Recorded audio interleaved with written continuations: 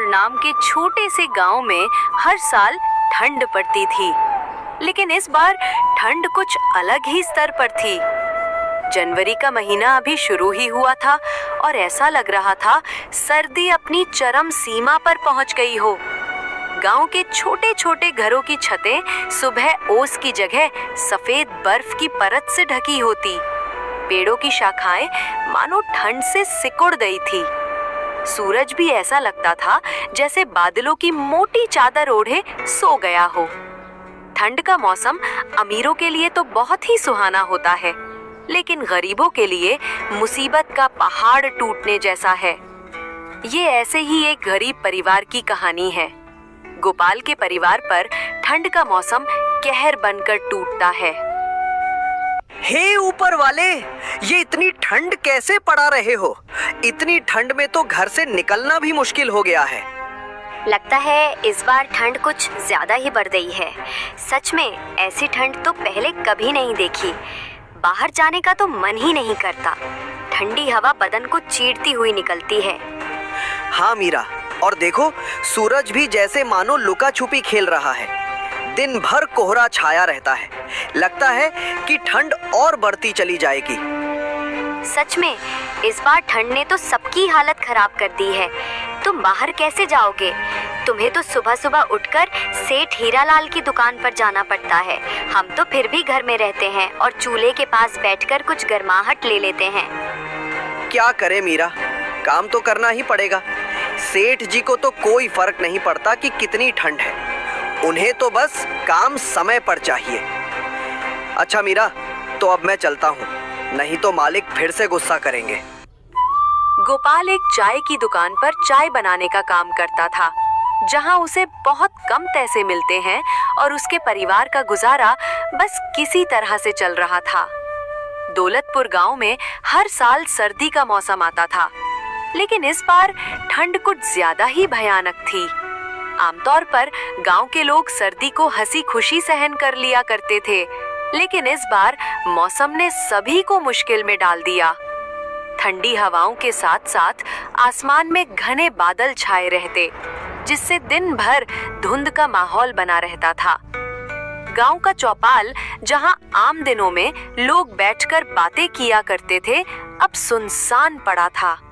ठंड ने हर किसी को घर में कैद कर दिया था। अंकुश के पापा, आज घर में बहुत थोड़ा सा आटा है। बस 2 ही रोटी बन पाई है। एक रोटी मैंने आपके लिए बांध दी है, दिन में खा लेना। बच्चों को आधी आधी रोटी खिला दूंगी। नहीं मीरा, आजकल तो मुझे दिन में भूख ही नहीं लगती। वो दिन छोटा होने लगा है ना, इसलिए मैं तो दिन में चाय पीकर ही अपना काम चला लूंगा। आज मालिक सैलरी देंगे तो शाम को आते वक्त मैं राशन लेता आऊंगा। तुम दोनों रोटी बच्चों को खिला देना। मीरा को पता था कि सिर्फ एक कप चाय पीने से पेट नहीं भरता, लेकिन वो हालातों के आगे मजबूर थी। गोपाल घर से बाहर जाने के लिए निकलता है, लेकिन बाहर बहुत ठंड पड़ रही थी। आसमान से बर्फ के बड़े बड़े टुकड़े गिर रहे थे। गोपाल के पास एक भी गर्म कपड़ा नहीं था। धोती कुर्ते में गोपाल ठंड के मारे कांपने लगा। हे भगवान, बाहर तो बहुत ठंड है। इतनी ठंड में तो बाहर जाने की हिम्मत ही नहीं हो रही है। अपने आप को संभालता हुआ गोपाल कड़कती ठंड में भी मालिक की दुकान पर सुबह 6 बजे पहुंच गया। आ गया तू? चल जल्दी से सारे बर्तन धो दे। बर्तन धोकर फटाफट अदरक वाली चाय बना, ग्राहक आने वाले हैं। जी मालिक, अभी बर्तन धो देता हूँ।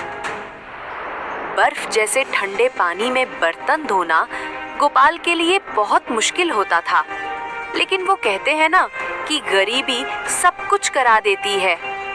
बर्तन धोकर गोपाल ने ग्राहकों के लिए चाय बनाई और सबको चाय दी।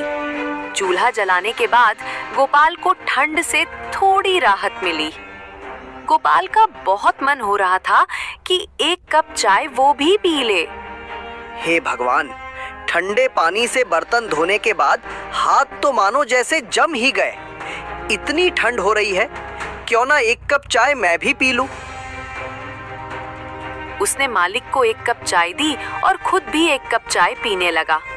तभी मालिक ने उसके हाथ में चाय का कप देख लिया और गुस्से से भड़कने लगा।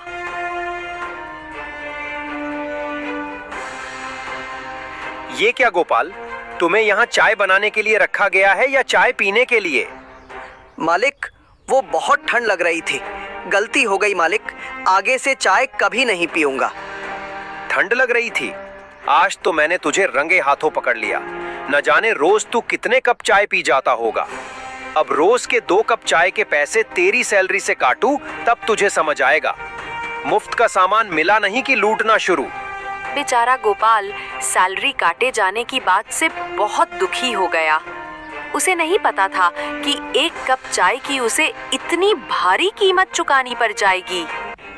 शाम को उसे मालिक ने आधी सैलरी दी। मालिक, मुझे माफ कर दीजिए, अब से मैं चाय नहीं पीऊंगा, लेकिन मुझे पैसे पूरे दे दीजिए। मैं सच कहता हूँ मालिक, आज मैंने पहली बार चाय पी थी। वो पहनने के लिए गर्म कपड़े नहीं है ना, इसलिए मुझे ठंड ज्यादा लगती है। अरे वाह, पूरे पैसे दे दूं तुझे और मुफ्त की चाय भी पिलाऊं? खोल कर नहीं बैठा, चल अब भाग यहाँ से। मालिक हीरालाल गोपाल को काम पर से निकाल देता है। काम से निकाले जाने पर गोपाल बहुत दुखी था। गोपाल ने आधी तनख्वाह से कुछ पैसे बचाकर घर के लिए कुछ राशन ले लिया और घर आ गया। घर आकर उसने मीरा को जब राशन दिया तब मीरा ने कहा, इस बार तो आप हर बार से बहुत कम राशन लाए हैं, क्या बात है जी? गोपाल ने मीरा को सारी बात बता दी। हे भगवान, तूने ये ठंड का मौसम बनाया ही क्यों? तुझे भी हम गरीबों के साथ मजाक करने में बहुत मजा आता है ना? तुम परेशान मत हो मीरा, देखना एक दिन सब कुछ ठीक हो जाएगा। ये कुछ पैसे मैंने बचा लिए, इन पैसों से तुम बच्चों के लिए गरम कपड़े और अपने लिए भी एक गरम कपड़े खरीद लेना। वो तो ठीक है, लेकिन आपका क्या? आप रोज एक पतले से कुर्ते में ही रोज काम पर जाते हैं, आपको ठंड नहीं लगती होगी क्या? आपको गरम कपड़ों की ज्यादा जरूरत है, नहीं तो आपकी तबीयत खराब हो जाएगी। इन पैसों से आप अपने लिए स्वेटर खरीद लीजिए। बच्चों के पास तो अभी पुराने स्वेटर हैं, उनसे उनका काम चल जाएगा। मैं तो ज्यादा समय चूल्हे के पास होती हूँ, मुझे तो ठंड कम लगती है। गोपाल बाजार जाकर उन पैसों से अपने लिए स्वेटर खरीद कर ले आया।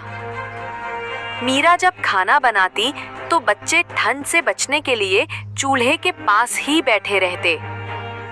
मैं बाहर जा रहा हूँ, देखता हूँ अगर कोई काम मिल जाए तो। खाली बैठने से कुछ नहीं होगा, इस बार तनख्वाह भी कम मिली है। जी ठीक है, ध्यान से जाइएगा और रात होने से पहले घर आ जाना, रात में ठंड बहुत बढ़ जाती है। गोपाल बाहर निकल जाता है। बाहर ठंडी ठंडी हवाएं चल रही थी। गोपाल काम की तलाश में आगे बढ़ जा रहा था। भैया, आपके पास अगर मेरे लायक कुछ काम हो तो दे दीजिए, मैं कोई भी काम कर लूंगा। ठंड में तो वैसे भी मेरा काम बिल्कुल ठप पड़ गया है, मेरा खुद का खर्चा नहीं निकल पाता, उसमें मैं तुम्हें कहां से सैलरी दूंगा भाई? मेरे पास तो तुम्हारे लिए कोई काम नहीं है। गोपाल काफी जगह काम ढूंढता है मगर उसे कहीं काम नहीं मिलता। हे भगवान, अगर काम नहीं मिला तो गुजारा कैसे होगा?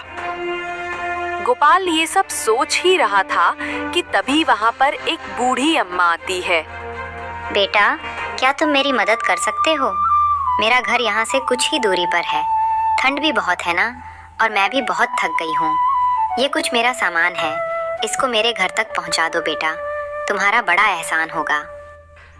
ठीक है माताजी, चलिए मैं अभी आपका सामान आपके घर तक पहुँचा देता हूँ। गोपाल सामान उठाता है और अम्मा के साथ चल पड़ता है। ये लो अम्मा, आ गया तुम्हारा घर। अम्मा, तुम यहाँ अकेली रहती हो? यहाँ तुम्हारे साथ और कोई नहीं रहता? हाँ बेटा, मैं यहाँ अकेले ही रहती हूँ, मेरे परिवार में और कोई नहीं है, बस ये एक मेरी लक्ष्मी है। ठंड बढ़ गई है ना, इसलिए जंगल से कुछ लकड़ियाँ लेने गई थी, आते आते देर हो गई। वो तो शुक्र है भगवान का जो वहाँ तुम मुझे मिल गए। अच्छा अम्मा, अब आप लकड़ियां जलाकर आराम कीजिए। मैं चलता हूँ, मुझे घर के लिए देर हो रही है। ठीक है बेटा, लेकिन मैं चाहती हूँ कि तुम मेरी लक्ष्मी को भी अपने साथ ले जाओ। मैं बहुत बूढ़ी हो चुकी हूँ, मैं लक्ष्मी का ढंग से ख्याल नहीं रख पाती, इसलिए मैं चाहती हूँ कि तुम मेरी लक्ष्मी का ख्याल रखो।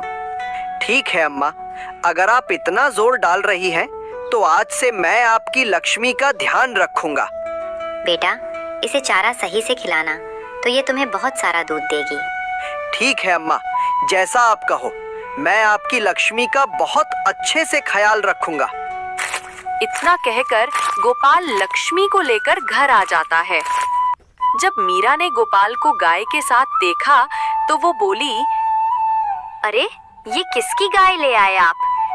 गोपाल मीरा को सारी बात बता देता है।